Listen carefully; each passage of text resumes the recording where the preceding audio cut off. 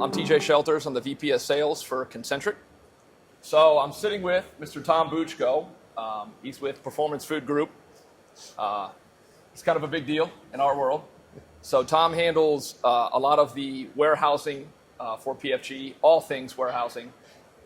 Thank you, TJ. I've been with Performance Food Group for 21 years now. If anybody knows Performance Food Group, we started off like 18 distribution centers. And over those years, through acquisition mainly, we're about 170 now. So my job has got a lot more busy, and we constantly are looking at new technology. And that's what brings us to the Promat show. Everybody's running in different directions, looking at different things from the automation and robotics and stuff. And I still kind of hang back and look at what can I get the most bang for the buck right now that I can easily implement. And a lot of batteries in Lithium area, pallet jacks, stuff like that. So the PowerHIVE came into PFG a few years back because Concentric, manages power, and that's their big thing. So we had a location in Little Rock, Arkansas that said, hey, I want to do this. I want to put this PowerHIVE in. And I was like, okay. So I worked with Concentric. It was kind of a retrofit. So it got put in about a year and a half ago. It's been running ever since. And we actually got live data that we'll be talking to throughout this presentation. Managing power, or customers specifically, right? A lot of you guys are customers. You have warehouses. It's a challenge today to figure out what's the next thing, right? And skepticism in technology as you walk a show. Is it deployable? How can you deploy it? Meeting with the PFG team. We've done business with PFG for a lot of years across the lead acid applications, right? We've got a guaranteed power program. We brought that to Tom prior to the Hive. And I'll call, again, Tom skeptical. Look, Tom's been doing this a long, long time. I've been buying lead acid for a long time. This guaranteed power program, I'm going to try it at one facility, right? And prove to me that you do what you say you're going to do. So we did the one facility there, and that kind of gave Tom, hopefully, some trust in us. So when we came to him with the PowerHIVE, right, he trusted us again to say, yeah, I'll deploy new technology, but what does it mean, and how do I get there? But to highlight Tom and his innovation team, you don't come across customers often that have a mission. So Tom highlighted 170 facilities now? Yep. So as we've talked to the PFG folks, they all have a common core mission, right? They're on a path to grow. They want to be the number one company in their space. End of story. Is that correct? Yes. Yep. So the Innovation Council, we a lot of times customers ask us about technology. Hey, how do we do this? Right? You could be a facility leader.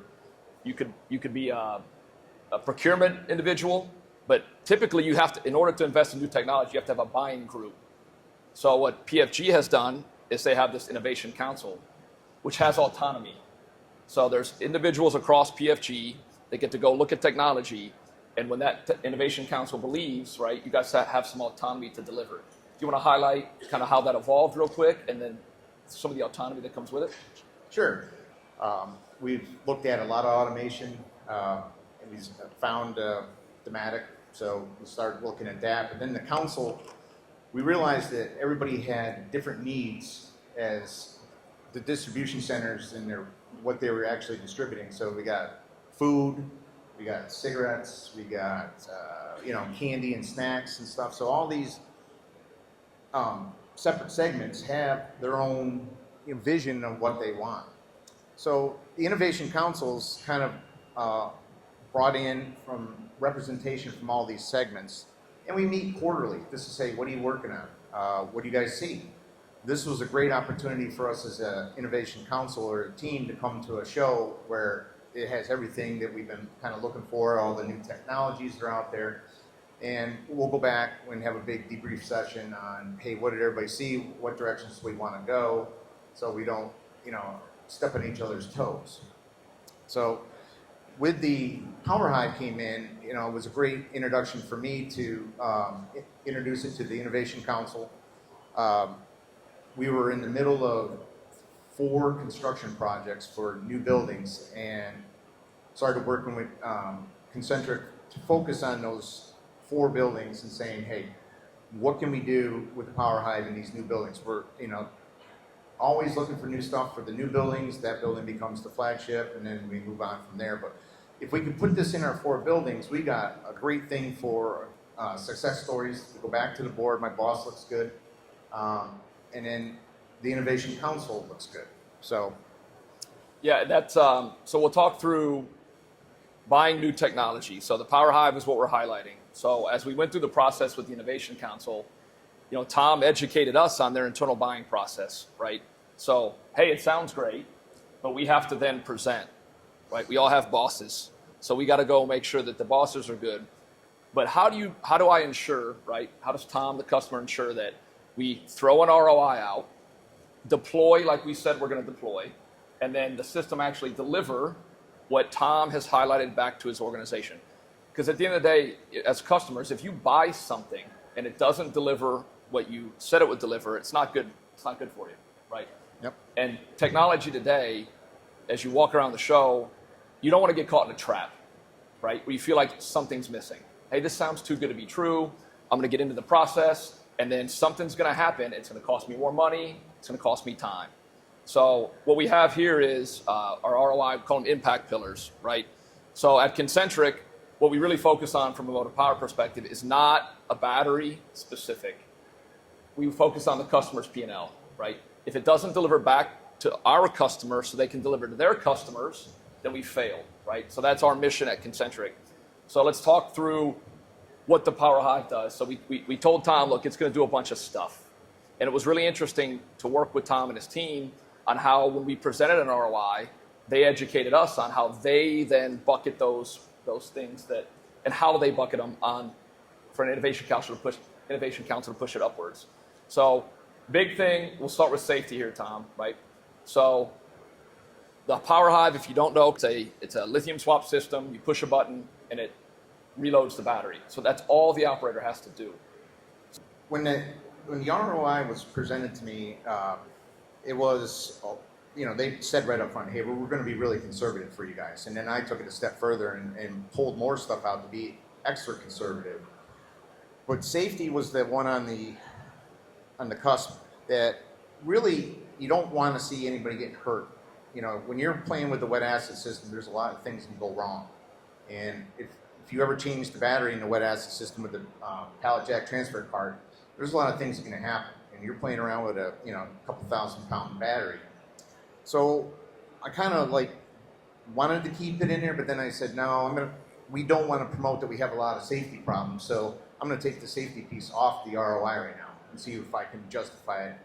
I know if something happens, it'll look good that we, hey, we went to the hive instead of, battery falling out or something like that. I've seen them fall out. I'm sure anybody that's worked with the wet acid systems before can have stories of, things spilling and people running into things with those transfer carts.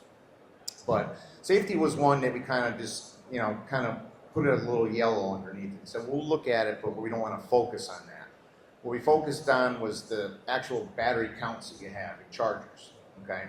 So we look at what you would be buying over a course of a year. We have facilities that have maybe 30 pallet jacks and forklifts, and we have other facilities that have well over 100, okay? So got to look at that piece. What am I spending in capital on that?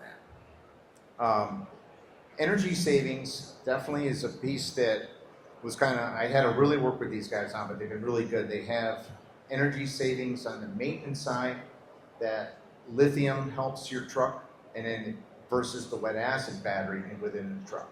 Okay, so that one I had to wrap my head around a little bit. We can go into that one a little bit more, but they had projected a savings in that. And I was like, well, how do you determine that? And they said, well, we have a maintenance department. We track this daily. So I kind of took them. I said, all right, I'll trust you guys on this one, but I want to see the data. So we actually have data coming in now that's going to show us that if it really, truly, we did hit the ROI number on that. But two big things that we really looked at was the productivity. The Hive system itself changes the battery in 2 minutes and 30 seconds. If you get a guy behind, waiting his turn, he may be there a couple minutes, but if you look at the actual total time, we got a couple slides for it. It's about 5 minutes for a guy, that's waiting waiting for his turn, and then somebody actually getting the battery changed. So we have a great monitoring system in our warehouse for labor. Everybody that clocks into it has to be on a certain code or a job function, and then they clock out and go home. So one of the codes is in there is battery change. So kind of looking at the time without the Hive, what it takes to go back, and through looking at standards and time studies over, we said 12 to 15 minutes, a guy should be able to go back and swap out in a forklift. Now we don't change in pallet jacks, we change in forklifts. We have pallet jacks for run nights, and we have pallet jacks run days. So we were strictly focusing on that time right there. When we went to the Hive, I saw the time drop down to 5 minutes. All right, so productivity hours, we started looking at giving back to us that we can utilize in other fashion. You're going to have an outlier or two, and you'll see the reporting, you'll chuckle going, holy cow, what's that guy doing an hour on a battery change for, But that's the stuff you have to manage to, training and everything else. So getting people off their seats and getting out on the floor saying, hey, so why are you on this for an hour? But going back to it, so we looked at how many hours are we going to save with that. So there was a bunch of things thrown in, and they had looked at, through selection and through handling pallets. And I said, no, let's just really boil it down to something that everybody can understand, and that's hours. How many hours are you going to save if you can track battery changing? So we did that with the productivity save of 2795 hours gained at 6,500 saved monthly. All right, and then you annualize that. Kind of summarize what we went through with Tom and his team. So safety, savings. Is it really savings to a customer? So if you've had an incident, right, and it's impacted your P&L, it's a hard cost. So now you've seen it, you've felt it. No customer wants to have a safety incident. When we talk to customers about the Hive system, the safety departments love it because it's mitigation. It's cost avoidance. So if you haven't had an incident, which we hope you haven't, right, it's not a true ROI. It's not hard cost to hard cost. But what Tom did is he buckets it in that cost avoidance, right? So they're measuring what they're actually going to spend, and then it's an opportunity savings. So now I know I can tell my safety department all the stuff about lead that potentially could happen, I'm taking that away. And that will save us X in avoidance. Tom did the same thing with space. So if you're opportunity charging, you're about 5 foot by 8 foot, regardless, per truck, it still takes up space. If you're a battery changing with lead acid, it's a lot of square footage. So the Hive system, we've got 100 plus trucks in one of Tom's facilities. It's one Hive system, 640 square feet, right? So what do you do with the space after that? Tom highlighted a bunch of new buildings, right? So we looked at what can that save PFG if they don't have to build a bigger building. So you can see the $200,000 in, call it new construction avoidance, right? Tom put that in the ROI, but again, it wasn't equipment versus equipment. It was back to his organization saying that by deploying this at minimum, very conservatively, I can save $200K because I don't need all that space. Now, obviously, in talking about space savings with Tom said, look, the trucks still are in the building. They got to park somewhere. So they don't go away.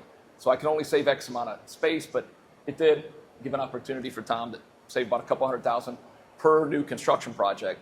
And that, it really isn't even talking about the electrical drops. If you're going to go 1-for-1 lithium, all the additional infrastructure, yep. Or if you go lead acid, you've got, the hoods, and you're talking about extraction, right? So you're able to eliminate all that.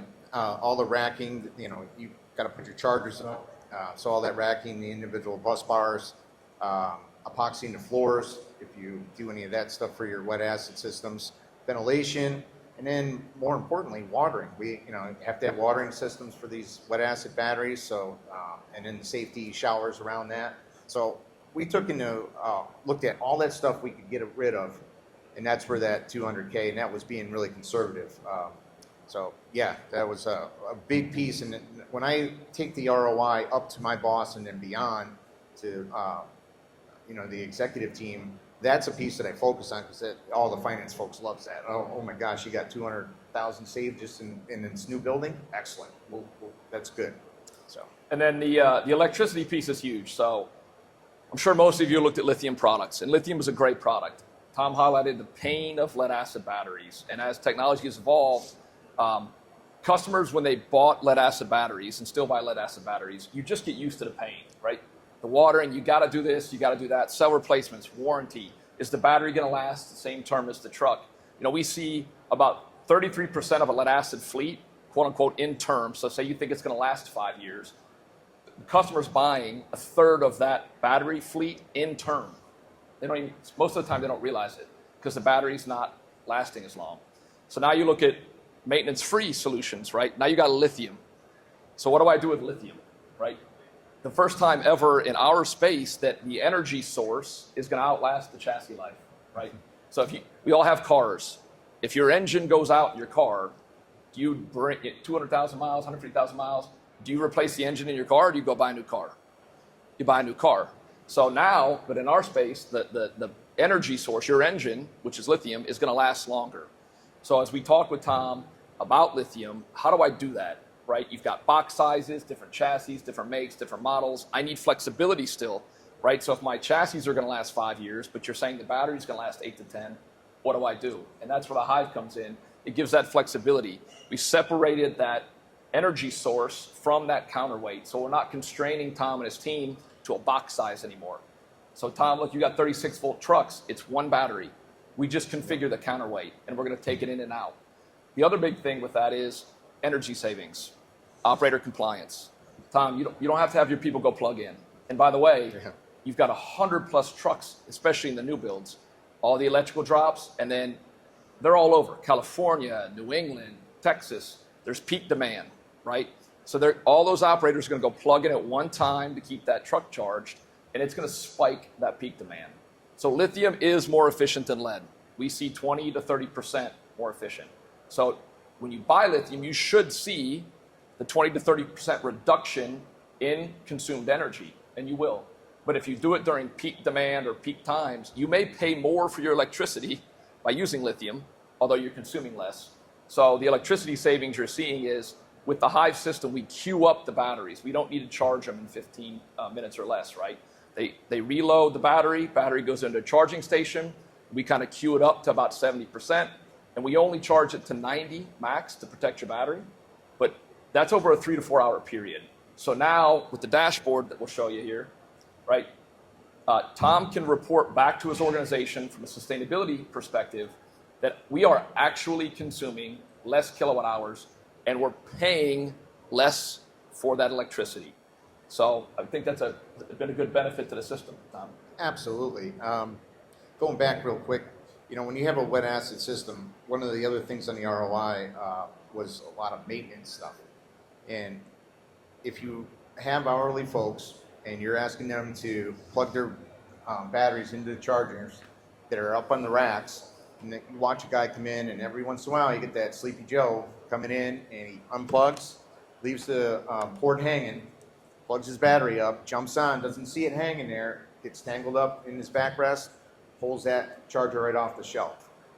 And that happens more often than anything that when I was going through this, is the maintenance side of fixing things that we already have that we can do better at. Now, with the Hive, we don't have to do any of that. The robot comes out, he's not getting tangled in any cords or anything. The robot slips that battery in there, and off we go. But I was really excited to see the dashboard come out.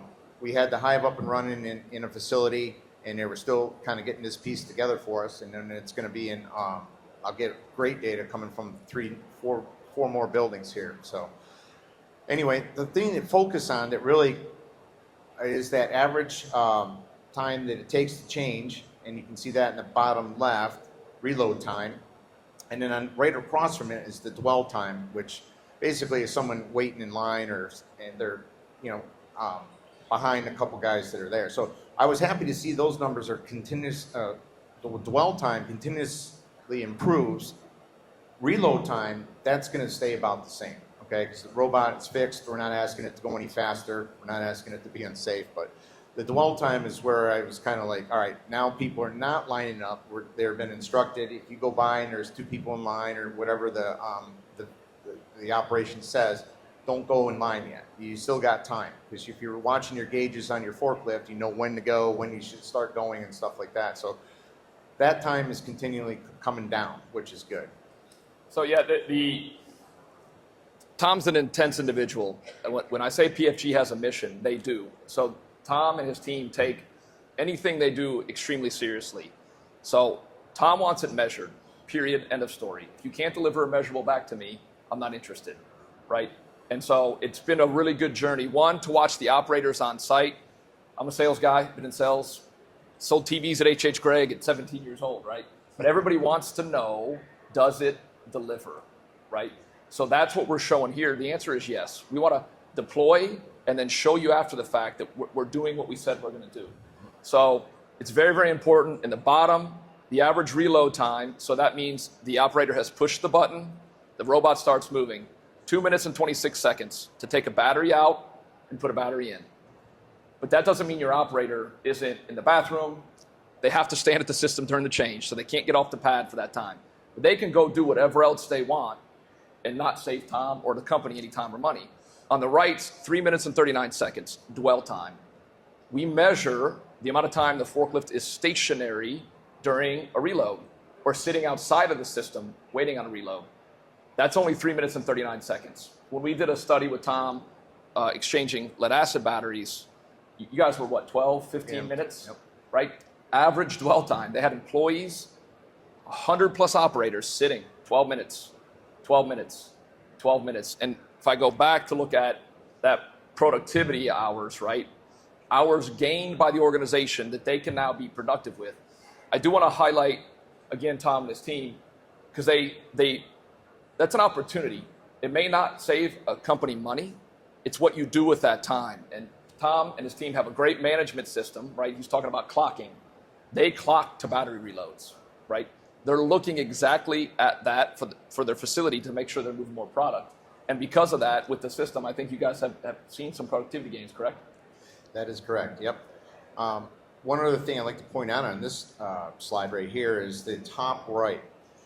Average incoming SOC, which is state of charge, and then your outgoing state of charge, okay? So the forklift will start flashing at you about 20%, all right? That gives you time to get to that area. So those two numbers are important, because if you got people coming in at 30%, 40% state of charge still, they're just goofing off and they shouldn't be over there, okay? Outgoing means, all right, hey, that system's doing its job. We need it to be 80% to go back out, because when you look at it from this standpoint, we got a facility that has 130 pieces of equipment. All right, so each piece of equipment is going to have its own battery to start. Through the calculations that Concentric does in their power study, they said you need 30 extra batteries. 39, I think it was. 29, because I was like, we didn't even fill the third cabinet yet. Yeah. So that state of charge comes into play with those two numbers, because you don't want people going in at 40, 40%, 45, we start seeing, because they're getting nervous, they don't know. And then going back out, if that's below 80%, then we're not letting the system charge it up enough, and we can start risk of damaging equipment or damaging a battery. So I wanted to point that out on this. Yeah, and we get asked a lot of questions. So operator compliance is probably one of the toughest things that you all have to deal with. And everybody says, why are you going to swap lithium batteries? Like, I can charge it fast. We've highlighted some of the electricity constraints, infrastructure constraints. And I get one big question, right? Well, what happens if the battery dies? Like if we just run it to where it's dead? Because people that have deployed lithium, that's happened. So one, our battery management system doesn't allow the battery to go dead. The operator would have to queue that thing for like a week to make it go dead. But the thing the system does is it makes it easy for your operators to go reload batteries. It's not a pain in the butt anymore. It's a very easy thing to do. So you can see they're coming back to reload the battery at 18.9% state of charge, which is awesome, right? We can go down to 10. Talking to the customer, we don't want you to go below that. But when a system's deployed, and in the bottom of this graph is talking about the time of reloads, number of reloads, we actually see more premature reloads than we do people trying to run a battery to quote unquote 10% state of charge, because it's easy. And then we've gone into facilities and now they're upset. Well, we're reloading too early. Well, let's go to the operators and let's find out why. And then you go talk to an operator and they'll say, look, from 8 to 10, I'm not that busy. But on Tuesdays and Thursdays, I get a truckload at noon. And I'm full out from 12 to 4. So yeah, I go do my job, but before that truck comes in, I can just go push this button and get powered, and I'd rather be fully powered for that truck, right? So they're self-learning, right? You don't have to worry about the 15-minute break or sitting in a line. Now it's just very easy for them to go do it. So it's been fun to watch the operators kind of change the way they think about changing batteries. Yeah, if anybody opportunes charts, it only works when you can plug it in during breaks, during lunch and stuff like that. So that all goes away. We just get them in the habit now of reading the gauge and looking for the one number, one color, or whatever comes up. And it does break it down by truck. So you can see, by truck, the number of days, number of charges, reloads per day that truck did. And you can use this now to go out and coach your associates saying, hey, you're a little early, you're not bad, but you're a little early, or hey, what are you doing? How come you got 5 reloads and John over here has 2?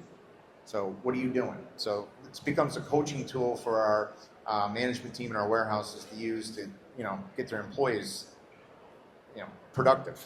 Correct. Yeah, and we take, so the a lot of questions. So the battery comes out, and then we get the data. We tie the data back to the truck via the cradle, because Tom and the customers, you guys want to know, is my truck being productive, right? It's about management of your operators. And so every facility typically has areas of responsibility. So you could have 10, 15, 20, 30 reach trucks that you think should be doing the same job. So with the system, we can look at those 10, 15, 20, 30 trucks, and we can look at the energy consumed, how it was consumed, when it was consumed. And some trucks are using more than others. Well, that gives Tom the opportunity to go to that team and say, why are you not as productive as the next guy? Right? Or even with the walkie jacks. Yep. When we deployed the system, we didn't think 24-volt trucks would be of need, right? They don't consume as many kilowatt hours. They drive. They're not lifting and lowering, right? We were shocked. Tom said, look, I want to deploy the 24-volt, right? Because we were kind of like, well, look, through our power study, kilowatt consumption, it's not huge. And he goes, but this is easy for them. And I mean, your jacks, I don't think you change probably once every 15, 18 hours, right? Yeah, something like that. Yeah, because there's plenty of jacks in the building and they're just running. There's not a lot of lifting. Yep. And then, they actually talk about scalability. So in the Little Rock facility, they bought more pallet jacks. So per the usual, they call and say, I bought X amount more jacks. I need X amount more batteries, because it's a 1-for-1 type mentality. And we're like, Tom, look, here's the system. You've got X amount of 24 volts in the system fully charged. Like, Tom, you don't need any batteries. Yeah. And that made them a little nervous, right? So they bought a couple, I think it was 5 or 6 extra trucks. Yeah, I think something like that. But they only bought 2 batteries for it, right? But it was just such a weird thought process, because we're all used to doing business the same way. So that's just, again, another benefit of this system. Back when I started, everything was about technology. Because you got people coming in and all they're doing is picking groceries on pallet jacks, and they get bored with it really quick. So we threw in voice selection. Then they stay for a while. Then we threw in RF selection. Now they throw in this robot, and everybody's like, wow, this is cool. I don't have to go back there and mess around with these wet acid heavy batteries anymore. I'll stay for a while longer. So they want to see what we do next. It's easy for them. It's the biggest thing in the culture piece. It's just real, they can drive up, they get off. Some actually refer to it while they're standing there as a rest period. Because now they're not even having to get on a transfer card or do anything except go over and stand on a pad and push the button. And you see, we have pictures when they were putting it in. We got guys pull out their cell phones and text their wife, or whatever they're doing. But it becomes that little rest break for them. And now they hop back on and off they go back to work. So it's just another level that shows, hey guys, we're not only want to be safe for you guys, but in return we'd like to see you a little bit more productive when you're out there in your equipment. So, Tom, thank you and your organization for time. Thank you. If you have questions, you can contact us. I think we got our contact info here. It means a lot, Tom, that your organization's invested in us. The intensity in which you went through this process. Tom educated us back, right? So on the ROI after deployment, we went back and measured.